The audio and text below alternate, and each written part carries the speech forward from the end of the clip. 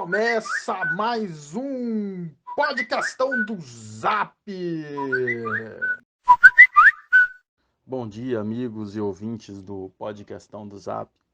Que quem fala é o Marcelo Rubens, né?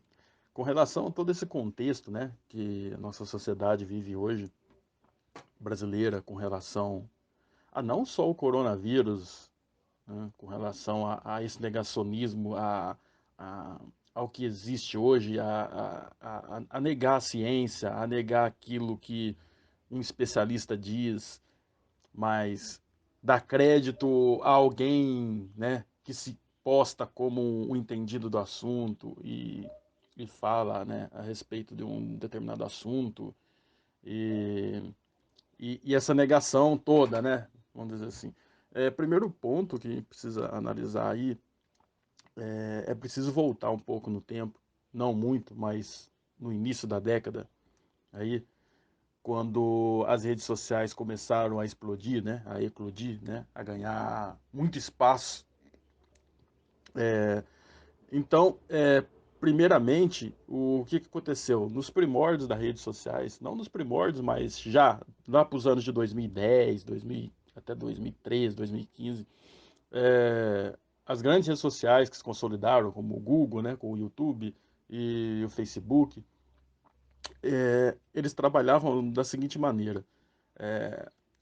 O aprendizado da máquina, ela funciona da seguinte maneira. Se uma pessoa ingressa na rede social, você cria uma conta, ela ingressa, então um perfil novo, essa, essa rede social, ela tem um algoritmo por trás, né? Ela tem uma inteligência artificial por trás, que ela começa a aprender aquilo que você gosta. Então, por exemplo, se você entra no Facebook e você começa a ver vídeos de carro, então ela começa a entender que você gosta de carro. E ele te começa a recomendar mais coisas, mais grupos, né? Vídeos, postagens relacionadas ao assunto. E assim você vai. É uma maneira de você ficar preso ali, porque sempre você vai ver coisa que você gosta, e outra, e outra, e outra, e outra e tal. A mesma coisa o YouTube. O YouTube também funciona da mesma maneira, que você vê um vídeo de determinado tema, você cria um perfil, você vê um vídeo de determinado tema, então você começa a visualizar, ser recomendado vídeos relacionados àquele tema também, né? É, E isso, até há pouco tempo atrás, não tinha muito controle. Então, as pessoas iam, né, visualizando, né, vídeos e assistindo, e você acabava entrando dentro de uma bolha, né? Então começou a se criar muitas bolhas nas redes sociais,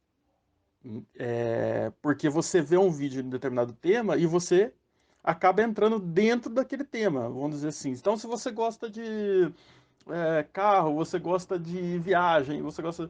Então, é como se a sociedade fosse começando a se dividir em bolhas. As redes sociais criaram muito isso. Então, você tem assim. O YouTube que eu vejo não é o mesmo que você vê. Cada um tem seu nicho. Cada um tem seu nicho ali dentro. Então, se eu abro a minha página aqui, eu vou ver vídeos relacionados a temas que me interessam. Se outra pessoa que gosta de roupas, por exemplo, abrir o perfil dela, ela vai visualizar, né? Aquele mundo dela. Isso criou assim em muitas pessoas assim aquela sensação de que vamos dizer assim, uma falsa liberdade, né? Porque agora você não estava mais preso à imprensa oficial, né? Você não precisava mais ficar na frente da televisão esperando o horário do telejornal, como nossos pais faziam antigamente, né? Aquela aquela imagem clássica, né, da família sentada na frente da televisão para assistir o jornal no horário da janta. Você acabou perdendo isso, né, em grande parte. Você também não tem mais aquela dependência da imprensa escrita também.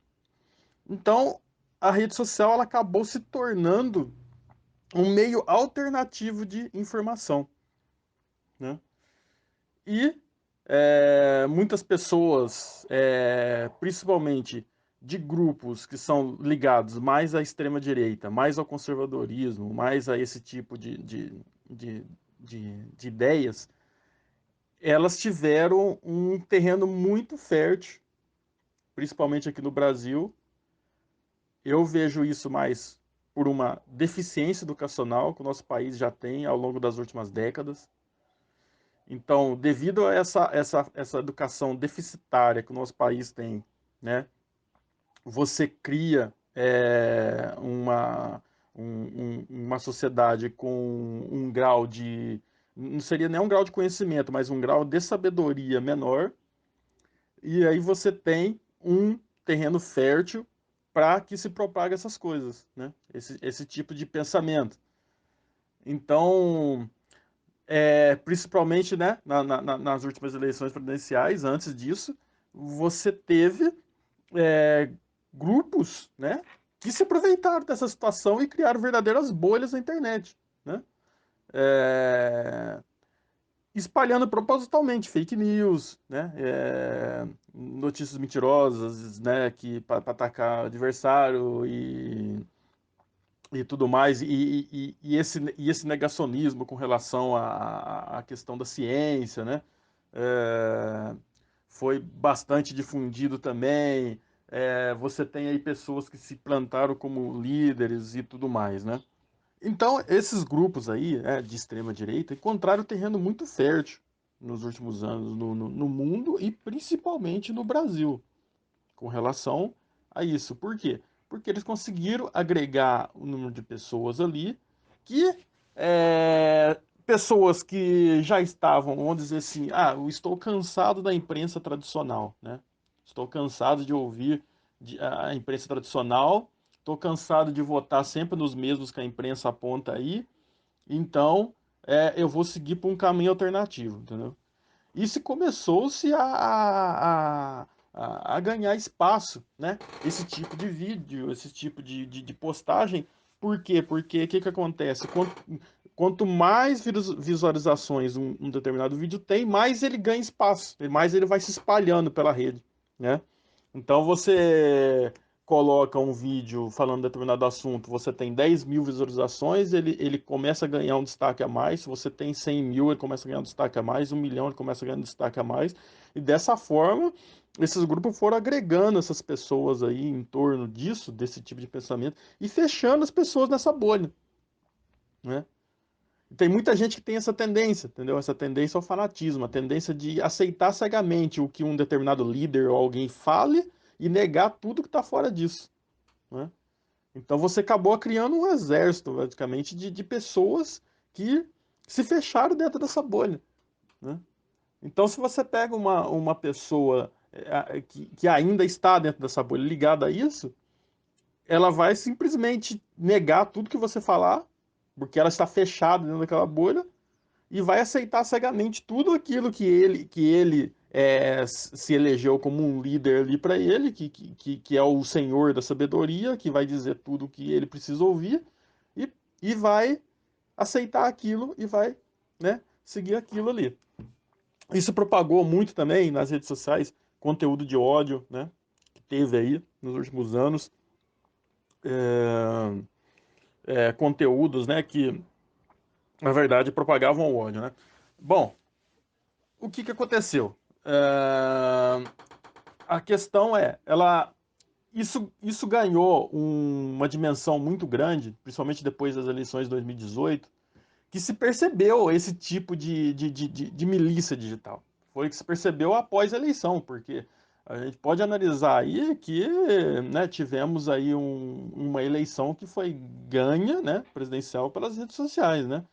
Tivemos um presidente que foi eleito por base nas redes sociais e muito apoiado por esse tipo de influenciadores digitais que agregaram, né, os eleitores dele ali, né, desse candidato às suas ideias. Então, se desenhou aquela imagem de que é, ele esse que está aí é contra tudo que está aí, ele é o diferente, entendeu?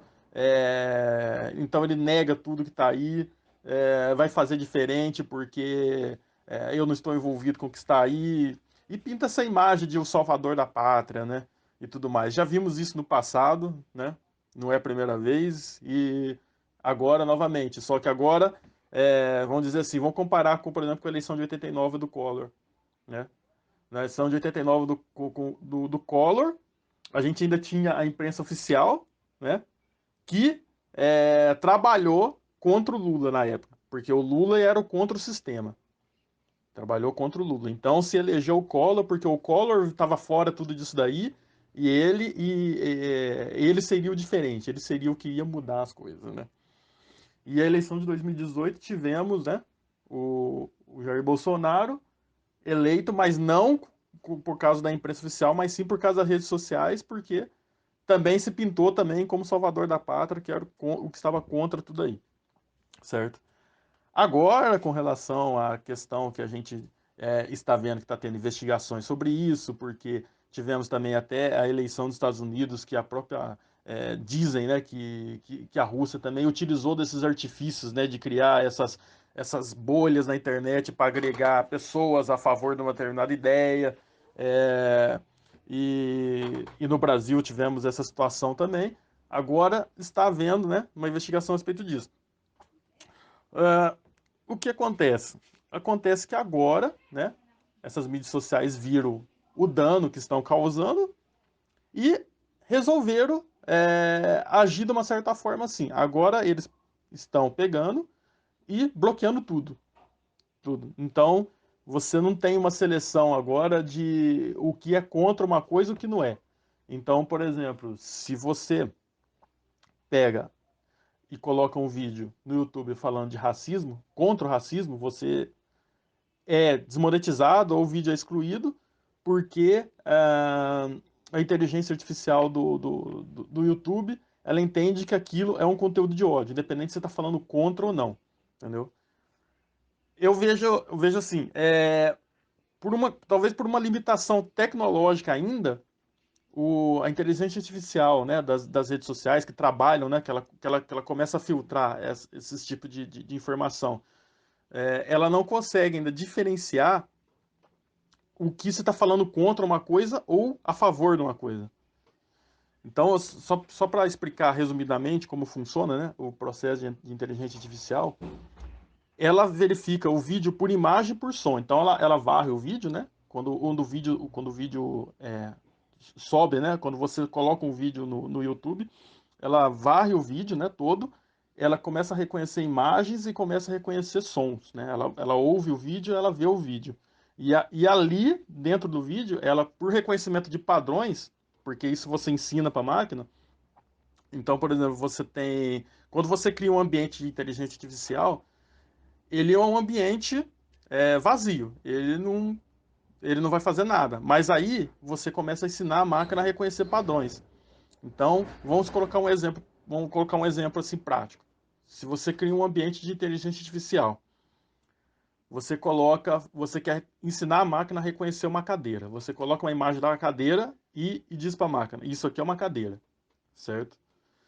Então, você ensina a máquina que aquilo é uma cadeira, aí quando você passar, vamos dizer assim, aí você coloca várias imagens para a máquina reconhecer que aquilo é uma cadeira, ela vai conseguir descobrir que aquilo quais são as imagens que é uma cadeira e qual não é, por padrão. Porque ela consegue verificar a imagem, ela traça linhas na imagem, ela consegue fazer esse reconhecimento de padrões. É tudo reconhecimento de padrões, na verdade, a inteligência artificial. Então ela consegue fazer isso. Então, na inteligência artificial, por exemplo, que trabalha nas redes sociais, você pega e coloca assim, tudo que é nazismo é ruim. Nesse ensino para máquina. Nazismo é ruim. Então, se ela ouve o vídeo, a inteligência artificial, ela ouve o vídeo, ela escuta a palavra nazismo, ela entende, esse vídeo é ruim, então eu vou tirar eu vou desmonetizar ele, eu vou deixar ele lá embaixo, entendeu? Que é um conteúdo de ódio. Ela não consegue entender, por exemplo, que esse vídeo é contra o nazismo, entendeu? E ainda há uma limitação nesse sentido de tentar ensinar a máquina a entender o que é contra o que é a favor. Porque isso já é algo mais complexo, porque você tem que juntar palavras, entendeu? Então não é simplesmente você colocar assim contra o nazismo. Às vezes no vídeo a pessoa tá falando uma coisa, tal, tal, tal. Não, porque o nazismo aconteceu isso, isso, isso, entendeu? Então você tem que juntar frases, entendeu? Então é algo muito mais complexo para a máquina entender que aquilo é contra um determinado assunto do que aquilo é um favor, entendeu? A mesma coisa com imagem, entendeu? A mesma coisa. Se você coloca uma imagem num campo de concentração, mas você está explicando a história daquilo ali e tudo mais, mas a máquina entende que como a máquina foi ensinada que aquilo é ruim, então ela não monetiza o vídeo, ela joga o vídeo lá embaixo e poucas pessoas vão visualizar o vídeo. Então, logicamente, que as empresas de tecnologia estão investindo na melhoria desses aprendizados de máquina para começar a reconhecer esses tipos de padrões, entendeu? Daquilo que é bom, daquilo que é ruim. Mas eu, no meu conhecimento, vejo que ainda há uma limitação nisso. Então, o que muita gente hoje está reclamando, né, no YouTube, porque você faz um vídeo contra um determinado assunto que é ruim, mas o vídeo não monetiza, e tudo mais, é porque as redes sociais viram, né? Que estava sendo disseminado muito conteúdo de ódio ali nas redes sociais, e esses vídeos estavam ganhando muito destaque e tudo mais. E ela resolveu cortar tudo. Vou cortar tudo. Tudo que tiver falando sobre determinado assunto, eu corto, né? Então, é uma situação complicada. Você, ao mesmo tempo que você corta tudo, você tira a possibilidade daquele que é contra falar, você tira a possibilidade daquele que é a favor falar, mas tira a possibilidade daquele que é contra falar também, né? Então, qual seria a saída? Você teria que fazer isso manualmente, mas seria absurdamente complicado, porque você tem milhões de vídeos subindo nas redes sociais todos os dias. Você teria que ter um contingente gigantesco de mão de obra, de pessoas para ficar analisando o vídeo, para ver se aquilo é contra ou a favor a um determinado conteúdo, para ver se aquilo pode ser classificado como conteúdo bom ou ruim, entendeu?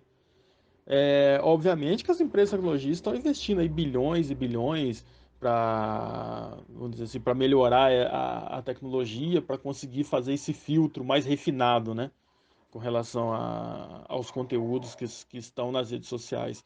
Mas enquanto isso, é, eles preferiram fazer o efeito tampão, quer dizer, vamos conter o dano, né, total, do jeito que está agora, e depois vamos tentando melhorar a ferramenta para ver se conseguimos fazer esse refino no filtro. Hum? Ah, basicamente é isso. Bom, pessoal, sem mais delongas, para não ficar muito grande também o áudio, né? Espero ter dado a minha contribuição a respeito do tema. Muito obrigado por ter ouvido e até a próxima.